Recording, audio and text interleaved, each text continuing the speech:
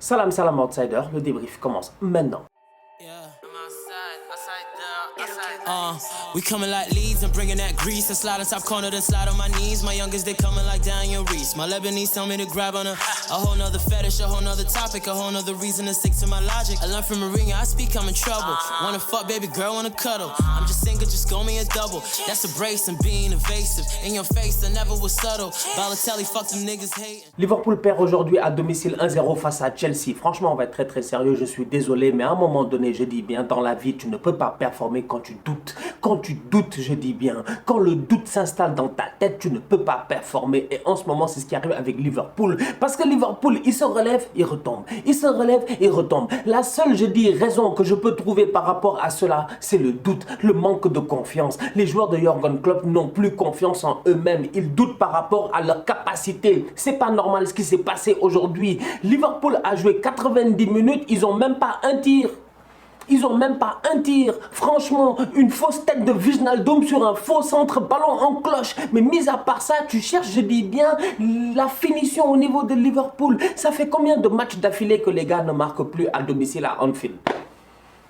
Je regardais statistiquement et disais ça fait 10 heures. Vous savez c'est combien 10 heures? 10 heures de football, sincèrement. Un match, c'est 90 minutes, je dis bien. Un match, c'est 1h30. Ça fait 10 heures, je dis bien, que les Reds de Liverpool, à domicile à Anfield, ils sont incapables de claquer un but. Aujourd'hui, ils arrivent face à Chelsea. Ils sont même incapables de se créer une occasion. C'est la raison pour laquelle je parle de doute. Franchement, à mon humble avis, je dis bien, cette équipe de Liverpool-là, elle m'inquiète. Mais elle m'inquiète parce que, pas parce qu'ils sont pas bons en termes de football. C'est plus une question d'être bon ou de ne pas être bon. Les gars savent jouer au football. On le sait très bien. Si Liverpool a envie, je dis bien, ou si Liverpool reprend l'envie de rejouer au top niveau, ils vont le faire. Mais pour cela, il faut mentalement être prêt. Il faut mentalement, je dis bien, avoir confiance en soi. Mais quand je vois les performances sur le terrain, j'en arrive à une seule chose.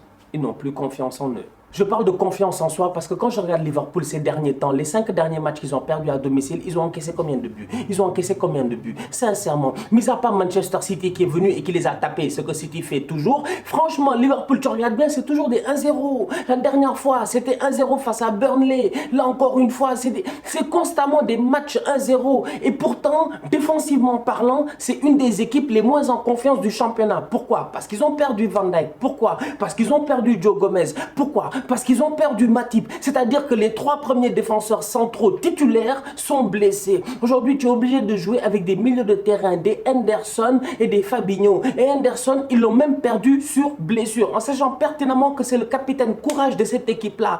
Même malgré tout ça, lors des 5 derniers matchs à domicile, si tu regardes bien, la plupart des matchs, c'est des défaites 1-0. C'est pour cela que je parle de confiance.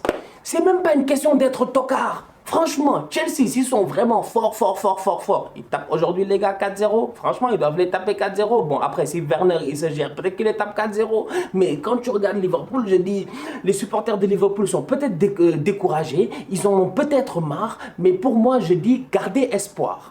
Gardez espoir, parce que cette équipe-là va se relever à un moment donné. Timo Werner doit se gérer. Timo Werner, sincèrement, je suis désolé, il a parlé de physique. Il a dit que le championnat anglais est physique, que c'est difficile pour lui de peut-être réussir à s'intégrer et tout. Mais il y a des actions, tu n'as pas besoin de physique pour les marquer. Il y a des actions, Werner, tu dois les marquer. Azpilicueta fait un ballon en cloche comme ça. Olivier Giroud, la dernière fois, le même ballon en Ligue des Champions qui traînait dans la surface de réparation, il en a fait quoi?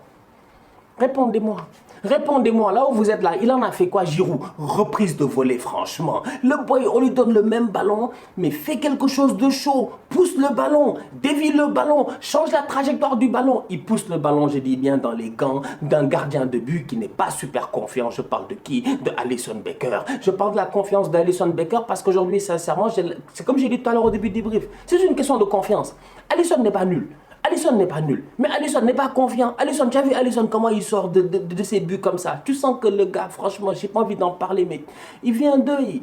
Il vient de perdre son papa. Ça fait mal, franchement. Quiconque ici, je veux dire, si tu as une relation, en tout cas, avec ton père et tout, si tu le perds, ça fait mal, franchement. Ou si tu l'as perdu, ça fait mal. Donc...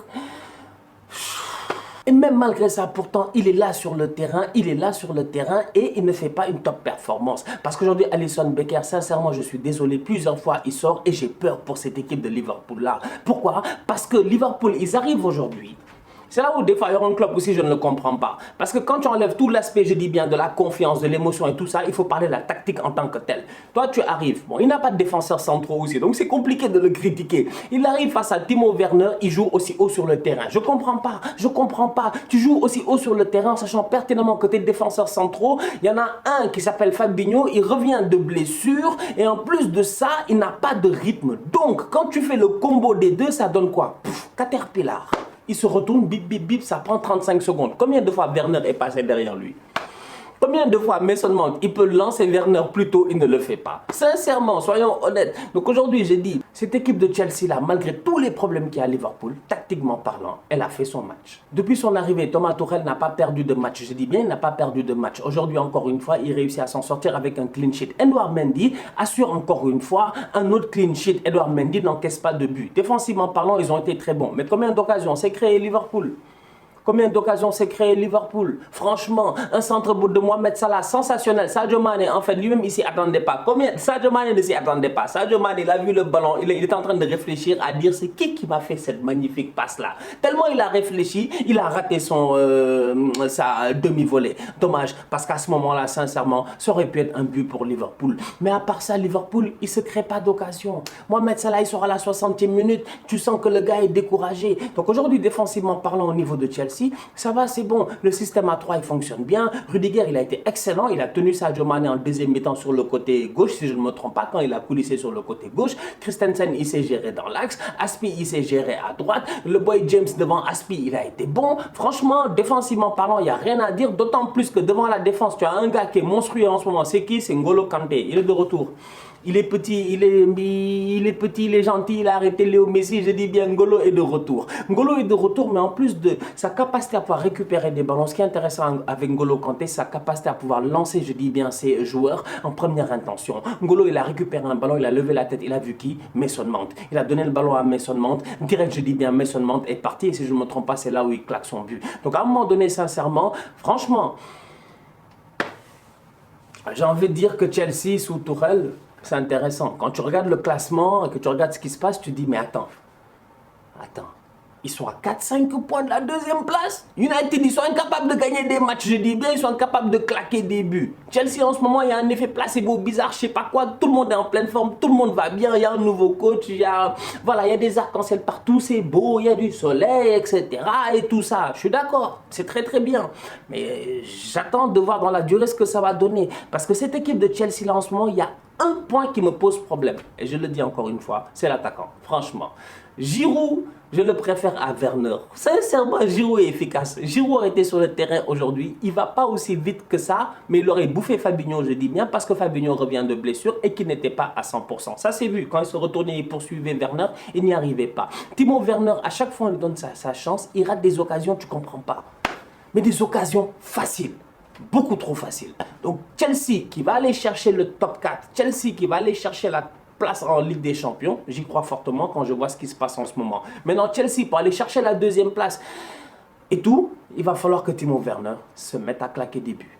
Prochain match de Chelsea, c'est face à Everton, ça va être chaud. Vous savez pourquoi? Parce que Chelsea, en ce moment, ils ont un Mason Mount qui est juste sensationnel. Il n'y a rien à dire, il est au top de sa forme, il est très fort, il joue très bien. Voilà, des fois, il est un peu égoïste, mais franchement, il n'y a rien à dire. Il est très très fort en ce moment, il est très très bien. Mais au-delà de ça, à Everton, ils ont un bandit qui s'appelle Richarlison. Ça fait 4 matchs d'affilée, il claque ses buts, il est de retour. Je vous avais dit que Richarlison n'est pas mort. Je l'avais dit ici dans un débrief. Il y a quelques semaines, quelques mois, je ne sais même plus, parce que je parle trop, j'avais dit ici dans un débrief que Richarlison en tant que tel fait partie de ces boys-là. Il faut faire attention, il faut faire attention. Il est peut-être éteint en ce moment et tout ça. Et pourtant, là, il vient de se rallumer et la machine Richarlison est repartie. Le boy, il est dangereux, il est complet. Il s'est marqué de la tête, il va vite, il s'est dribblé, il s'est frappé. Franchement, Chelsea, Everton, le week-end, lundi prochain, ça promet. Liverpool, de leur côté, ils vont jouer face à Fulham. Bon, Fulham, ils se battent pour ne pas descendre en deuxième division. Donc, du coup, quand tu vois Liverpool en ce moment à domicile, c'est compliqué. Ils vont jouer face à Fulham. Ça fait 5 matchs d'affilée qu'ils n'ont pas gagné à domicile. Ils sont capables de perdre face à Fulham. Ils sont capables de perdre face à Fulham. Franchement, c'est des Ambo Anguissa, des Josh Maja, c'est des gars, je te dis bien, qui vont venir et qui sont capables de poser problème à cette équipe de Liverpool-là, surtout vu l'état d'esprit dans lequel ils sont en ce moment. Donc la famille, on se capte très très bientôt pour un nouveau débrief. J'espère que vous serez là, je serai là. Et bonne chance pour les Reds de Liverpool pour essayer de s'en remettre, parce que s'ils perdent face à Fulham, je dis bien, ce week-end-ci, dans la foulée, vous savez, ils jouent contre qui? Leipzig, en Ligue des Champions. Ça risque d'être compliqué. Ils n'ont que 2 buts d'avance. En Ligue des Champions, on sait très bien. Tout est possible. La famille, on se capte très très bientôt. On continue à liker, on continue à partager. On s'abonne, on s'abonne, on s'abonne. On est ensemble, on reste en santé. Tous outsiders.